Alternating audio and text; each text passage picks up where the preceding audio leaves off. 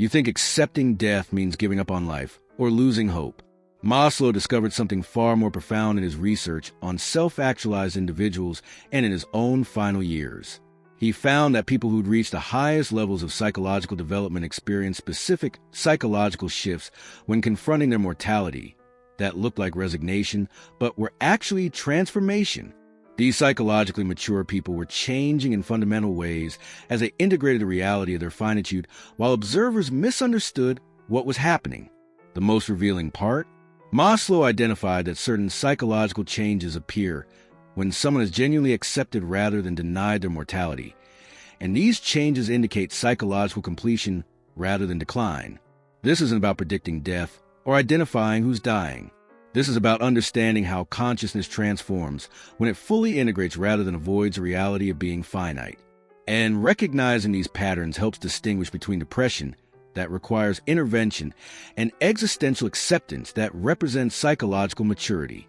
Not every person facing mortality experiences the same psychological process.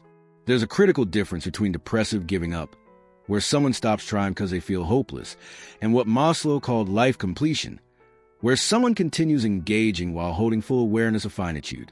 He observed that most people facing serious illness or advanced age fell into one of two patterns: denial, where they avoided confronting mortality, or despair, where they collapsed into depression. But the pattern he documented in self-actualized individuals was fundamentally different. These were people who could look at death directly, accept its reality, and experience psychological transformation rather than deterioration. They weren't denying death or succumbing to it. They were integrating it into their consciousness in ways that changed how they lived their remaining time. This wasn't pathology or morbidity. This was a completion of psychological development, where mortality becomes teacher rather than enemy. What looks like detachment from outside is actually profound engagement with what matters most from inside.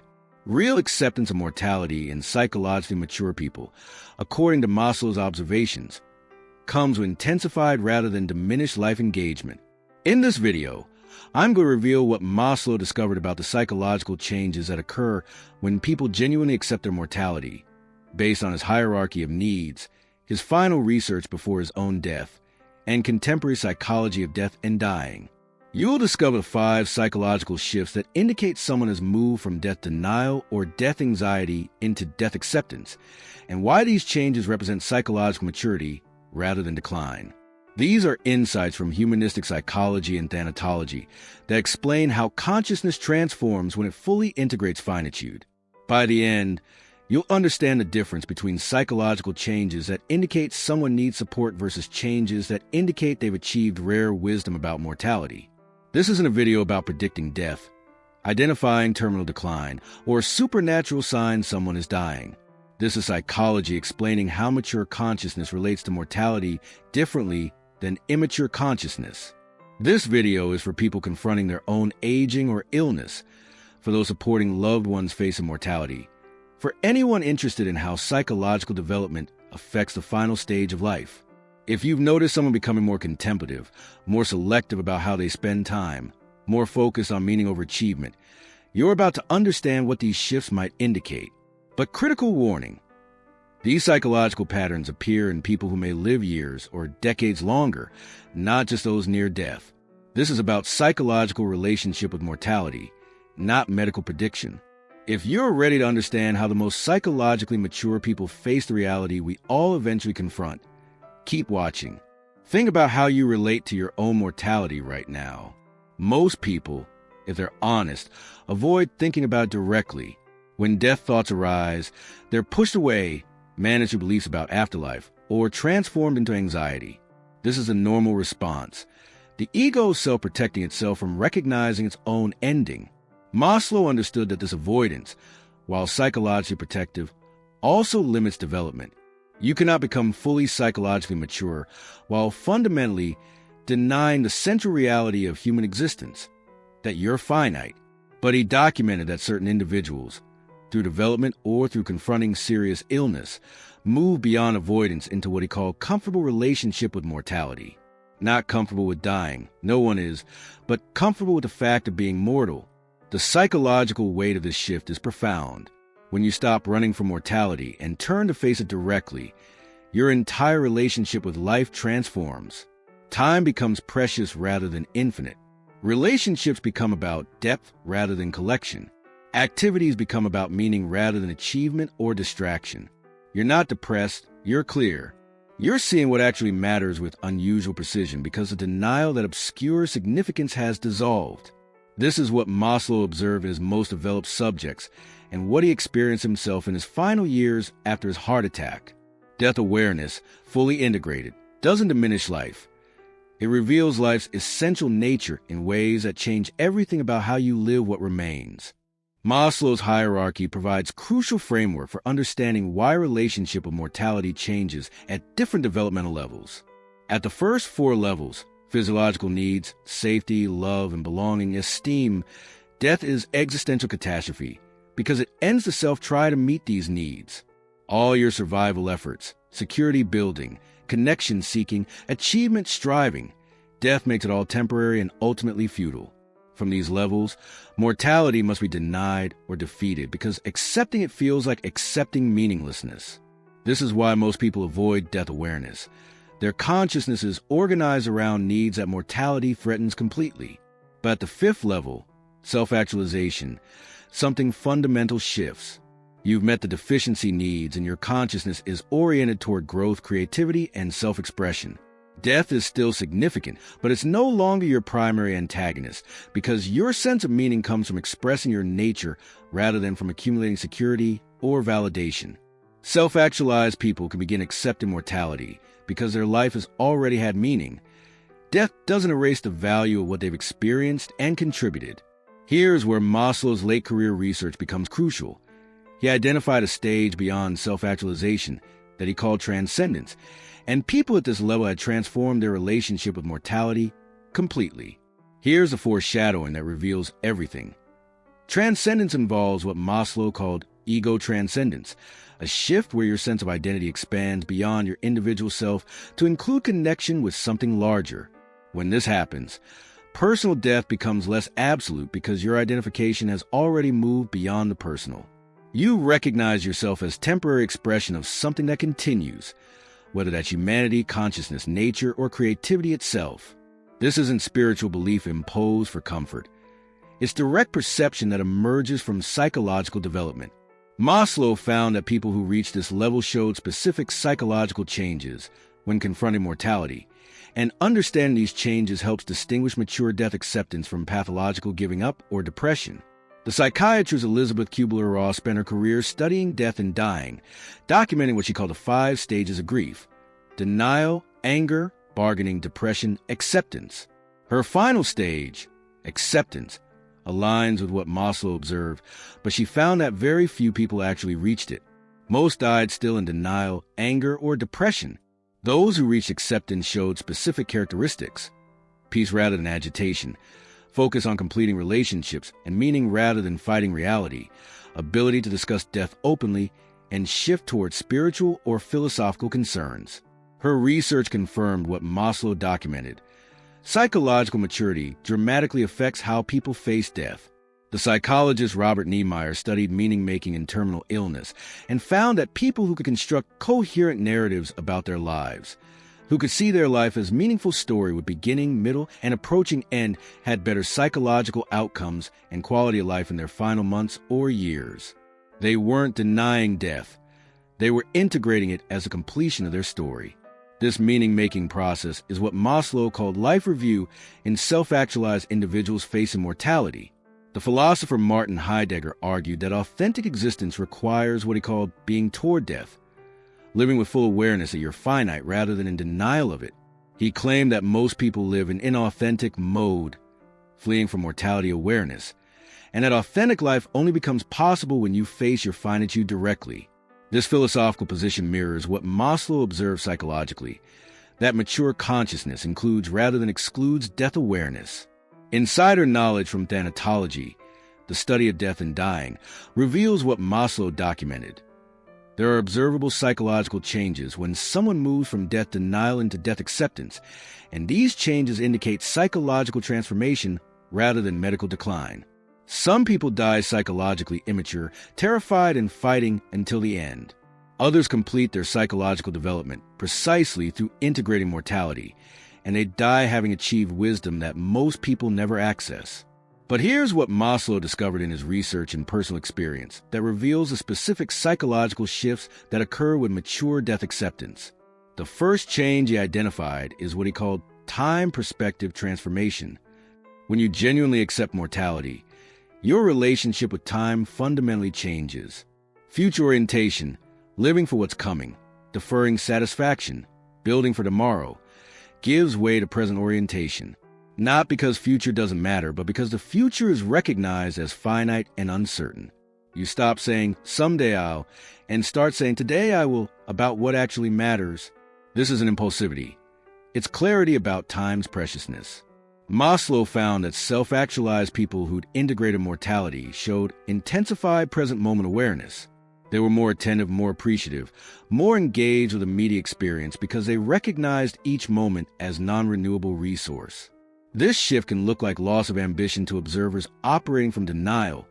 Why aren't they planning, building, striving for future? But it's actually superior relationship with time based on accurate perception of finitude. If someone facing serious illness or advanced age shows this shift, becoming more present-focused, less concerned with future achievement, more engaged with immediate experience, it may indicate mature acceptance rather than depression or giving up. The second psychological change is what Maslow called value reorientation. Acceptance of mortality creates natural life review where you examine what actually matters versus what you spend time on. This often produces significant value shifts away from achievement, status, accumulation, and social performance toward relationship, meaning, beauty, truth, and authenticity. Things that seem important from the perspective of infinite time reveal themselves as trivial from the perspective of finite time. Maslow observed that people who'd integrated mortality often simplified their lives dramatically, letting go of obligations, relationships, and activities that weren't genuinely meaningful. This can look like withdrawal or depression, but it's actually clarification. They're concentrating remaining energy on what legitimately matters rather than continuing to serve values they've outgrown.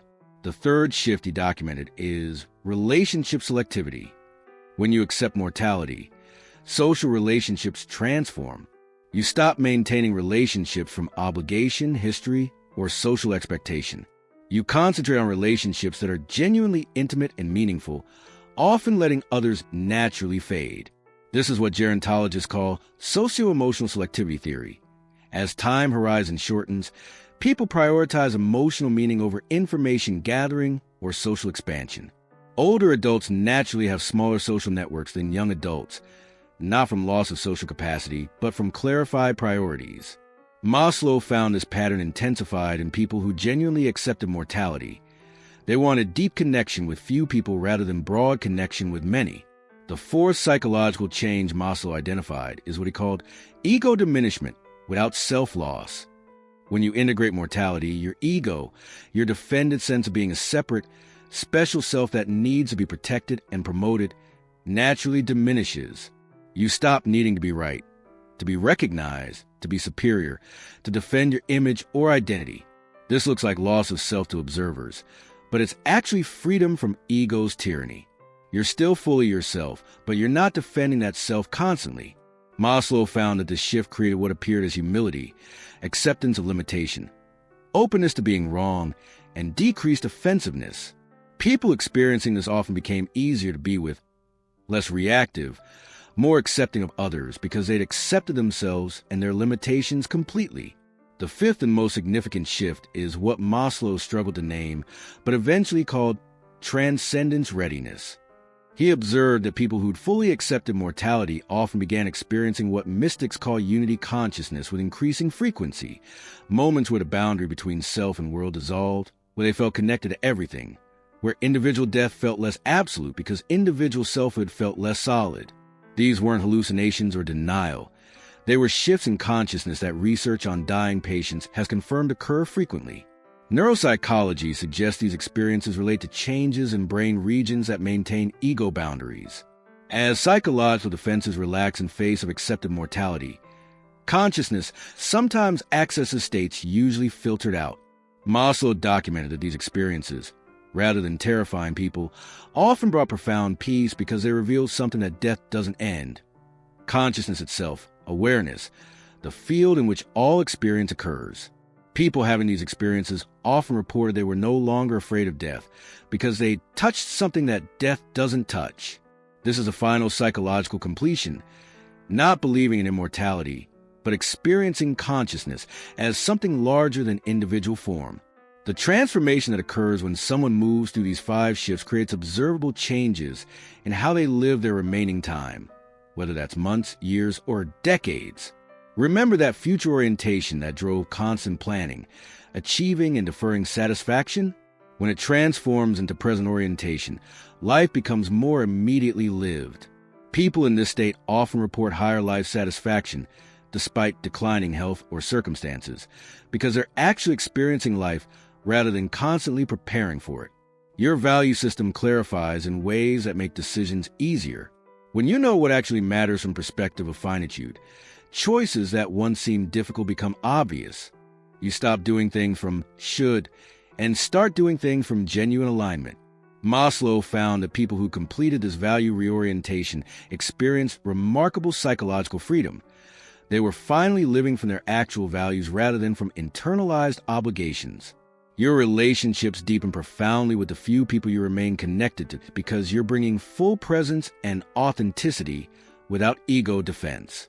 The quality of connection available when both people are operating from acceptance of finitude is different than normal social interaction. It's intimate, honest, and precious in ways that relationships built on denial can never be. Your fear decreases dramatically across multiple domains. Not just death anxiety, but general anxiety about life, because you're no longer trying to control what can't be controlled. You've accepted the fundamental uncertainty and impermanence. So moment-to-moment anxiety about what might happen loses its grip. Even your sense of meaning transforms. Instead of meaning coming from what you'll achieve or accumulate, it comes from what you've already lived, from connections you've made, from consciousness you've experienced. Your life has already had meaning. More time adds to it, but isn't necessary to justify it. Now here's where everything Maslow discovered reveals its full significance, and where understanding these psychological changes becomes practically valuable rather than abstractly interesting.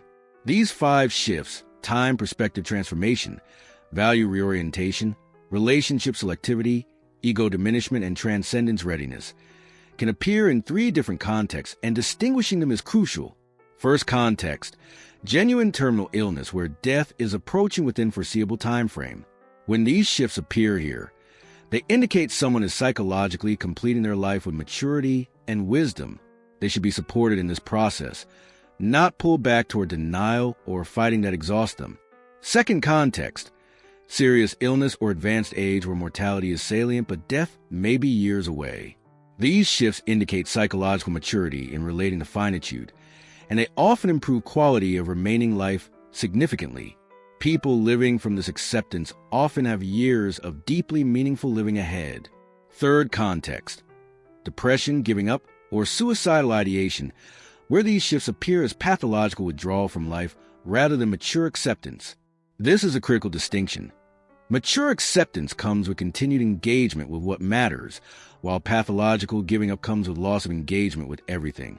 Here's how to distinguish them. Mature acceptance includes peace, appreciation, presence, selective deep connection, and continued participation in meaningful activities. Pathological giving up includes pervasive hopelessness, inability to experience positive emotion, isolation from all relationships, and complete withdrawal from activities. If someone shows the 5 shifts but remains engaged with people and activities they find meaningful, that's likely mature acceptance. If they show the shifts along with inability to experience any pleasure or connection, that's concerning and requires intervention. Another crucial distinction, mature acceptance doesn't include one that dies sooner. People who genuinely accept mortality often want every remaining moment. They're not rushing toward death, just not in denial about it. If someone is expressing wishes to die sooner or making plans to end their life, that's not mature acceptance. That's suicidal ideation requiring immediate intervention.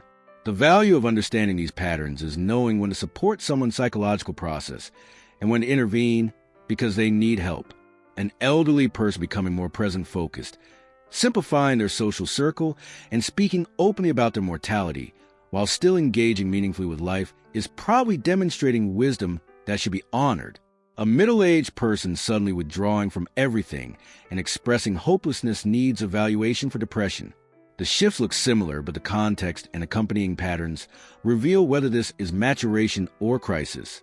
Maslow's personal experience with these patterns adds profound dimension to understanding them. After his major heart attack, he wrote extensively about how facing mortality transformed his psychology. He described experiencing all 5 shifts. His time perspective became radically present. His values clarified around what actually mattered. His social engagement became highly selective. His ego concerns diminished, and he began having frequent transcendent experiences. He lived several more years after his heart attack, and those years were among his most productive and meaningful. He wasn't dying. He was living from acceptance of mortality, and it enhanced rather than diminished his engagement. His final writing suggests he'd achieved the psychological completion he'd studied in others. He could look at death as approaching reality without terror, could appreciate each remaining day fully, could engage deeply with work and relationships that mattered while releasing everything else. When he died from a second heart attack, those close to him reported he'd seemed at peace with mortality in ways few people achieve. This isn't romanticizing death. It's recognizing that psychological relationship with mortality profoundly affects quality of life, and some people complete their development by integrating rather than denying finitude. If you're experiencing these shifts yourself or observing them in someone you love, the critical question isn't, are they giving up, but are they still engaged with what matters to them? If yes, you're witnessing psychological wisdom that's rare and valuable. If no, evaluation for depression or other treatable conditions is appropriate. Understanding the difference allows you to support people in their own psychological process, rather than imposing your discomfort with mortality onto them.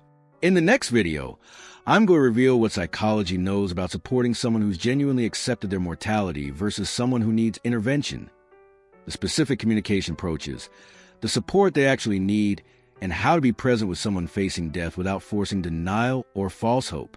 Until then, if you're confronting your own mortality or supporting someone who is, remember that genuine acceptance is wisdom, not weakness, and that facing finitude consciously can make remaining time more meaningful rather than less.